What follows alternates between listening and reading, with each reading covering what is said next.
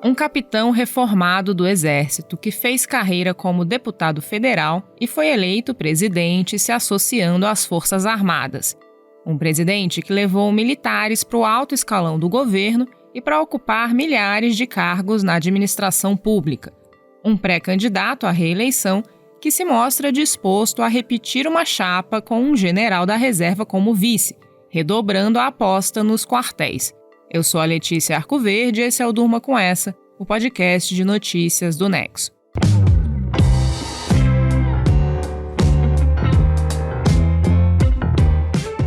Olá, eu sou o Conrado Corsaletti, estou aqui com a Letícia para apresentar esse podcast que vai ao ar de segunda a sexta, no fim da tarde e início da noite, sempre com notícias que podem continuar a ecoar por aí.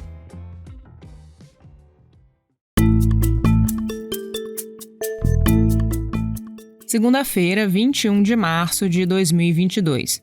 Dia em que o presidente Jair Bolsonaro deu sinais mais concretos de quem pode ser o candidato a vice na sua chapa à reeleição. A questão do vice, decidimos que não reconduziríamos o vice Mourão para disputar as eleições. Ele disputará, com o nosso apoio, o Senado pelo Rio Grande do Sul. Obviamente, vocês vão tomar conhecimento que vai ser meu vice, né, apesar de só ser em agosto, pelas possíveis saídas de ministros agora, dia 31 de março. Eu não quero adiantar agora o nome dele. O Sara talvez saiba, né, pode sugerir ou tentar aí adivinhar, ele vai acertar, tenho certeza disso, tem liberdade para falar se ele achar. Mas devemos ter um vice que demonstre à população que é um vice que não é para ajudar a ganhar a eleição, é para ajudar a governar o Brasil. Esse foi o presidente numa entrevista à Jovem Pan nessa segunda-feira. Aí ele repete algo que o próprio Hamilton Mourão já confirmou. O atual vice-presidente não vai mesmo compor a chapa do Bolsonaro em 2022. O Mourão, que era do PRTB, se filiou recentemente ao Republicanos para disputar uma vaga no Senado pelo Rio Grande do Sul. O Bolsonaro também confirma aí que o seu futuro candidato a vice é alguém que está hoje no governo como ministro. A lei eleitoral determina que pessoas que querem disputar um cargo eletivo em 2 de outubro precisam deixar o governo 6 meses antes.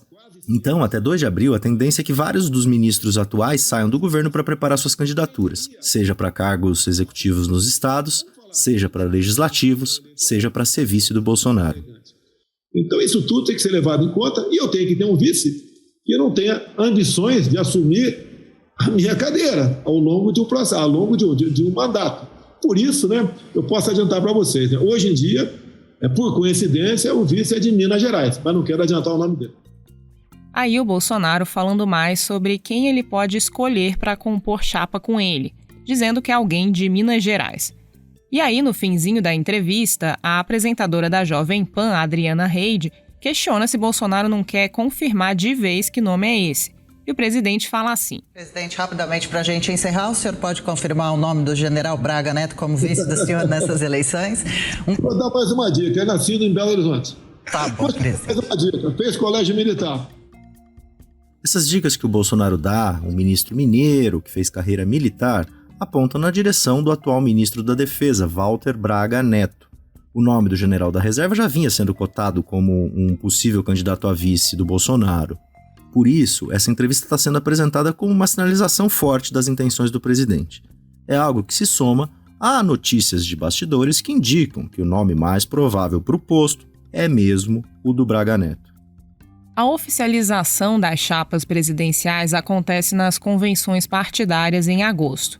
Mas é comum que essa definição seja feita antes e que essas articulações sejam acompanhadas de perto no meio político, porque elas envolvem negociações entre partidos e alianças que vão ser determinantes não só na campanha, mas depois para quem foi eleito. A menos de 7 meses da eleição, Bolsonaro segue em segundo lugar nas pesquisas de intenção de voto, atrás do ex-presidente Luiz Inácio Lula da Silva. Tudo indica que o vice de Lula vai ser o ex-tucano Geraldo Alckmin, um antigo adversário da época em que PT e PSDB rivalizavam nas disputas pelo Palácio do Planalto. Se o Braga Neto for confirmado mesmo como vice do Bolsonaro, o presidente vai estar seguindo aí uma linha de escolha que vem adotando até aqui. O Braga Neto, assim como o Mourão, é um general da reserva. E ter um nome assim ligado às Forças Armadas é algo que muita gente chama de seguro contra um impeachment. Isso chegou a ser dito abertamente por um dos filhos do presidente, o deputado federal Eduardo Bolsonaro, em 2018, quando o Mourão foi escolhido. Ele disse o seguinte para o jornal Folha de São Paulo, abre aspas, "Sempre aconselhei o meu pai, tem que botar um cara faca na caveira para ser vice. Tem que ser alguém que não compense correr atrás de um impeachment", fecha aspas. Essa segurança se manteve mesmo quando o Mourão começou a fazer comentários que contrariavam Bolsonaro, criavam mal-estar entre os dois. O presidente ia lá e desautorizava Mourão, demonstrava irritação. Mas o vice nunca chegou a ser visto como uma ameaça para os planos de Bolsonaro no governo. Para o impeachment andar, o vice tem que querer, como quis o Michel Temer em 2016 no processo contra Dilma Rousseff. E o fato do Mourão ser um vice militar, com influência nas Forças Armadas e com pouca previsibilidade política, sempre teve entre os vários empecilhos usados pelos parlamentares para justificar a inviabilidade de andamento de um processo de crime de responsabilidade contra o Bolsonaro.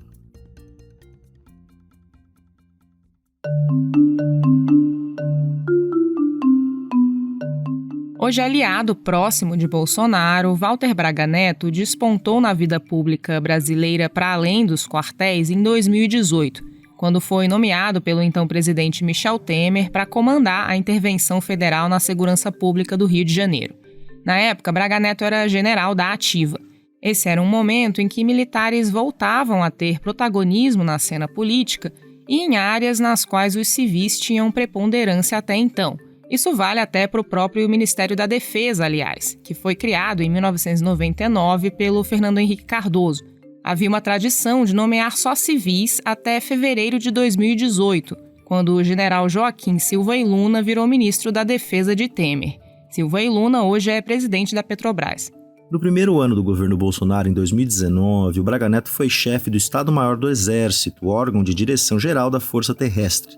Em 2020, o general foi chamado para ser chefe da Casa Civil, ministério que assessora diretamente o presidente na gestão do Executivo Federal, coordenando as diferentes áreas do governo e acompanhando a aprovação e a execução das políticas públicas. Com isso, o Braga Neto foi para a reserva do Exército. Era um momento em que o presidente estava se cercando quase que exclusivamente de militares no seu círculo mais próximo dentro do Palácio do Planalto.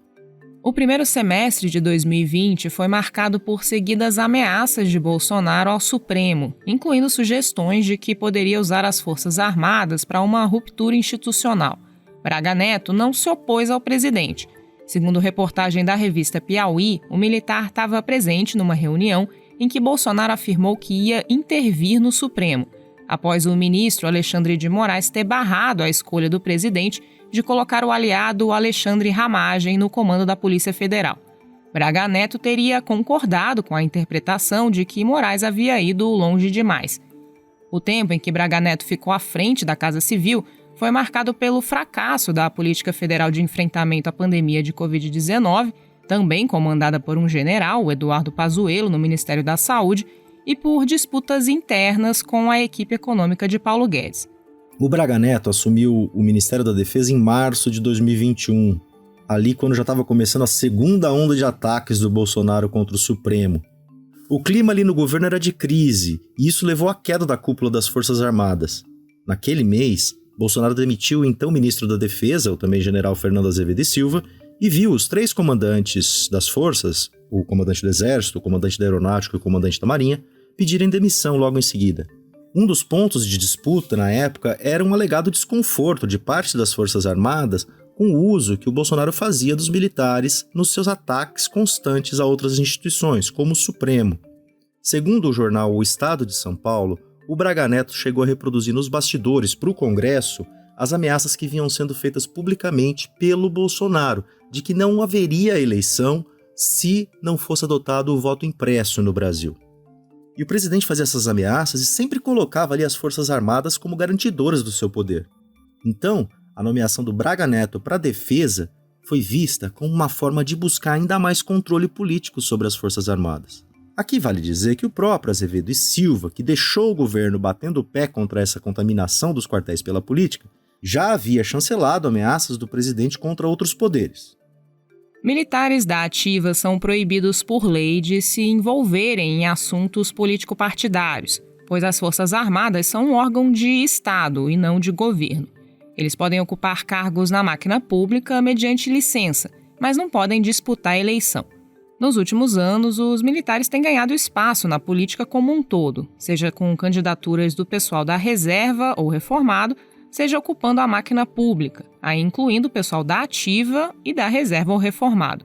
Bolsonaro é um capitão reformado do Exército que atuou quase 30 anos como deputado e venceu a eleição para o Planalto com um discurso militarista, armamentista e de defesa da ditadura militar e dos seus torturadores, além de toda a parte conservadora na área dos costumes. Sua campanha minimizava a sua carreira política no baixo clero da Câmara e dava destaque para sua proximidade com os quartéis. Depois de eleito, o presidente ampliou a presença dos militares no governo, do primeiro escalão aos escalões inferiores. Militares da reserva e da ativa chegaram a ocupar mais de 6 mil cargos na administração pública. As Forças Armadas estiveram bem perto do Bolsonaro no mandato, mas recentemente é o lado político do Bolsonaro, que ele tentou esconder durante a campanha, que tem aparecido mais. Aquele círculo de militares no Palácio do Planalto foi dando lugar a nomes do centrão, da política tradicional do Congresso, nomes que garantem uma articulação no Legislativo em troca de acesso e controle de boa parte do orçamento público federal. Mas a chegada dos novos aliados da velha política, algo que começou ali ainda em 2020, não tirou por completo a forte influência militar no governo.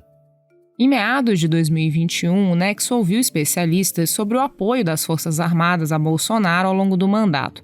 A Anaís Passos, que é professora de Ciência Política na Universidade Federal de Santa Catarina e pesquisa militares e democracia, disse que duas funções que membros das Forças Armadas cumprem ao estar no governo esse tempo todo é legitimar as políticas adotadas por Bolsonaro, principalmente durante a pandemia, que matou mais de 650 mil pessoas, e permitir que a ameaça do golpe de Estado esteja sempre à espreita. Ela lembra que os militares não pensam todos do mesmo jeito. Isso, inclusive, fica claro quando a gente vê alguns nomes do meio apoiando outras candidaturas, como a do ex-juiz e ex-ministro de Bolsonaro, Sérgio Moro. Mas a Anaís Passos diz que existe um núcleo duro bolsonarista entre oficiais militares que é capaz de garantir que Bolsonaro seja novamente o candidato dos quartéis. Isso porque, abre aspas, ele conseguiu comprar o apoio da ala militar com orçamento, cargos, aumentos salariais e poder. Fecha aspas.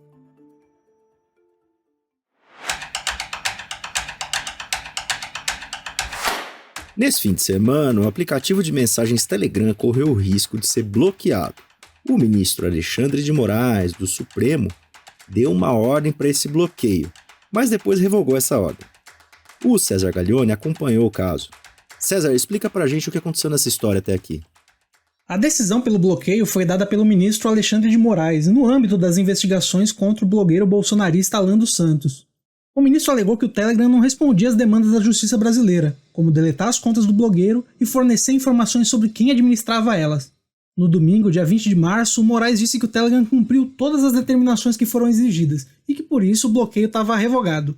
Na prática, antes da revogação, o bloqueio nem foi sentido, já que as operadoras de internet tinham 3 dias para cumprir a determinação. Para os usuários, o Telegram nem chegou a sair do ar, e houve apenas poucos relatos de instabilidade durante o fim de semana.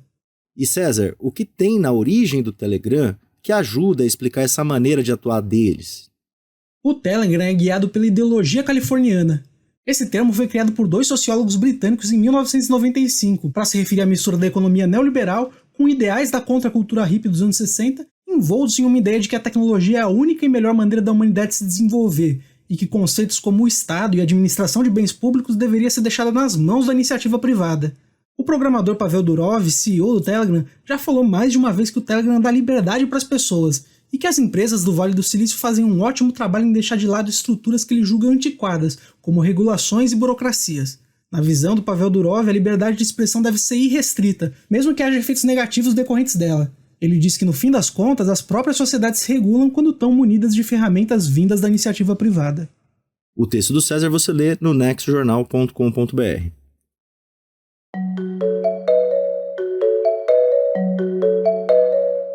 Uma cidade ucraniana tem aparecido bastante nas notícias sobre a guerra por ser alvo de ataques muito intensos.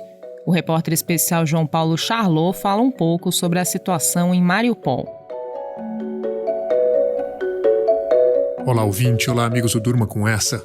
A cidade portuária de Mariupol, no sudeste da Ucrânia, vem se transformando desde o início do mês de março num dos maiores símbolos da devastação que a guerra provoca. A maior parte dos relatos chegam através de 2 fontes. A primeira delas é uma leva de civis que conseguiu fugir de lá mesmo sem que houvesse um corredor humanitário seguro para isso. A outra fonte é um pequeno time de jornalistas da agência Associated Press que tem publicado alguns dos relatos mais vívidos e impressionantes desse conflito. Esses são os únicos repórteres trabalhando na cidade. Os relatos dão conta de uma extensiva campanha de bombardeios aéreos e com peças de artilharia que destruíram casas e prédios civis, além de pelo menos uma maternidade, uma igreja e uma escola. Os jornalistas falam de crianças mutiladas e de corpos abandonados nas ruas. Valas coletivas foram abertas para os funerais, mas os enterros nem sempre acontecem porque as pessoas ficam expostas ao fogo quando saem de casa. Não há mais água corrente, comida ou energia elétrica. As pessoas se esgueiram entre os escombros e derretem gelo para beber. Queimam móveis para se aquecer. Nesse domingo, as forças russas deram um ultimato. Disseram que as tropas ucranianas deveriam entregar a cidade para evitar uma catástrofe humanitária ainda maior. A resposta ucraniana foi negativa. Em todo e qualquer conflito, os ataques contra a população civil são expressamente proibidos, não importa as circunstâncias. Mas em Mariupol, assim como em muitas outras cidades ucranianas, os civis estão sendo alvejados diretamente. Mas por que isso ocorre em Mariupol? Essa cidade portuária de 430 mil habitantes se situa numa encruzilhada estratégica. Ela liga 2 áreas separatistas sobre as quais Moscou tem especial interesse. Além disso, costumava ser um dos principais portos ucranianos no Mar de Azov, por onde a Ucrânia, 5º maior exportador mundial de trigo, escoava sua produção.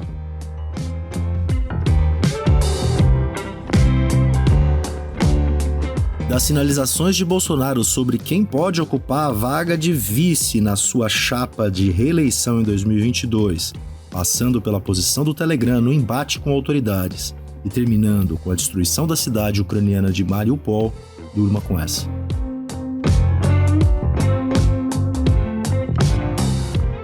Com roteiro de Letícia Arcoverde, produção de Conrado Corsaletti, participações de César Gaglione e João Paulo Charlot e edição de áudio de Roberto Soares, termina aqui mais um Durma com essa. Até amanhã.